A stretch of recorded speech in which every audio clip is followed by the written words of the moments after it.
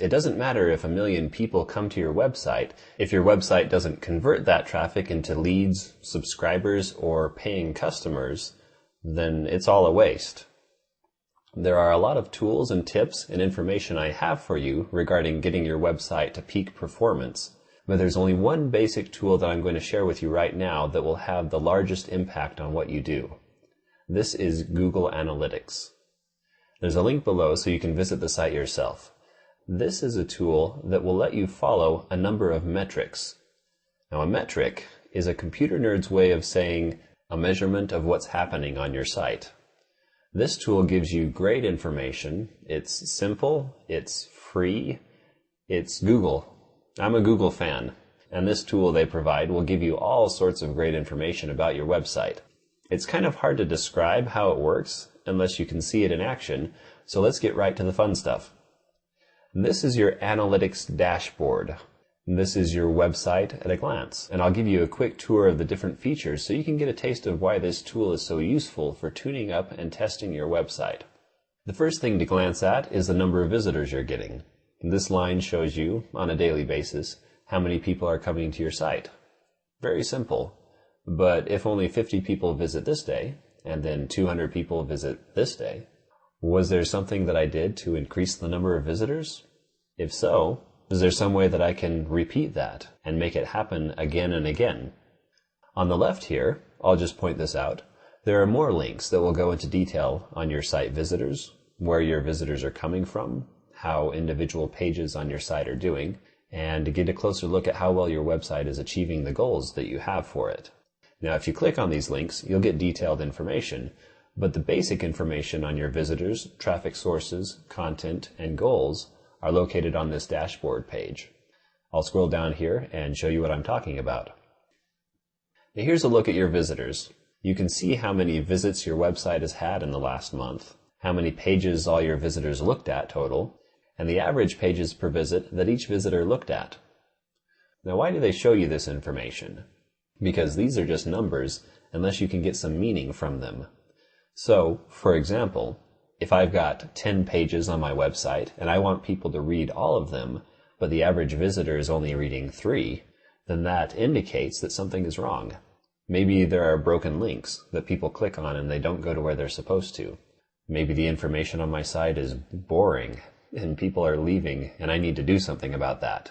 I can make some changes on my site and see if that number goes up.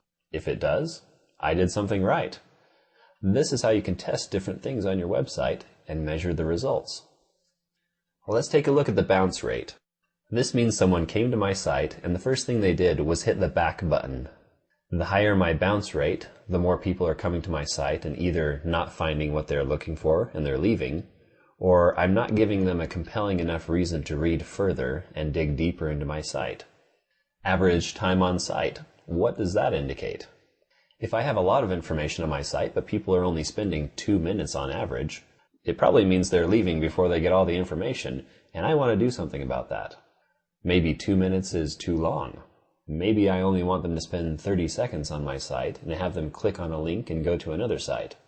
Now, this is very common for affiliates. In that case, 2 minutes might indicate people are confused and aren't sure what to do.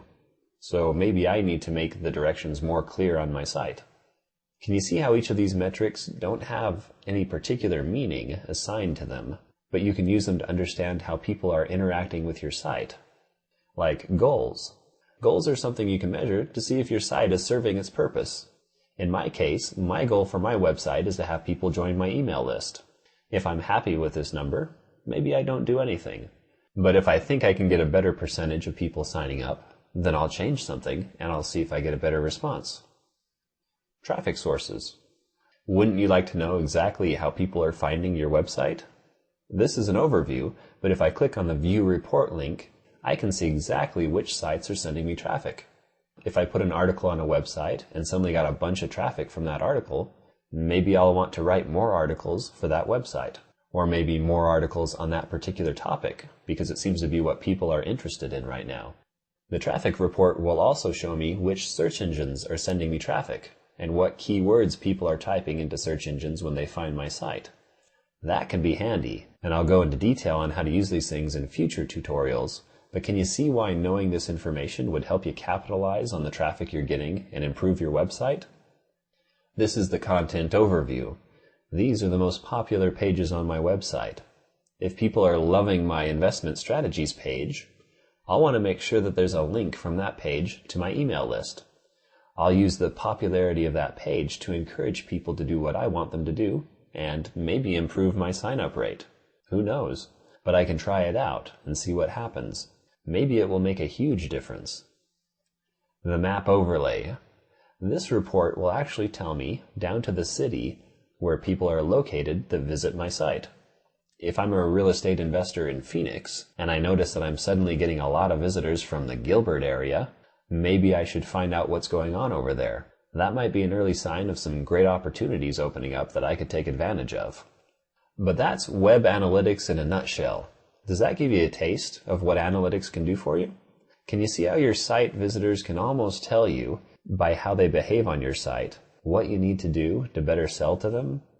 This can be very, very powerful in showing you how to improve your website. If you tweak something and your sales go up 10%, that's free money. How much would that be worth to you over the next 6 months or 6 years?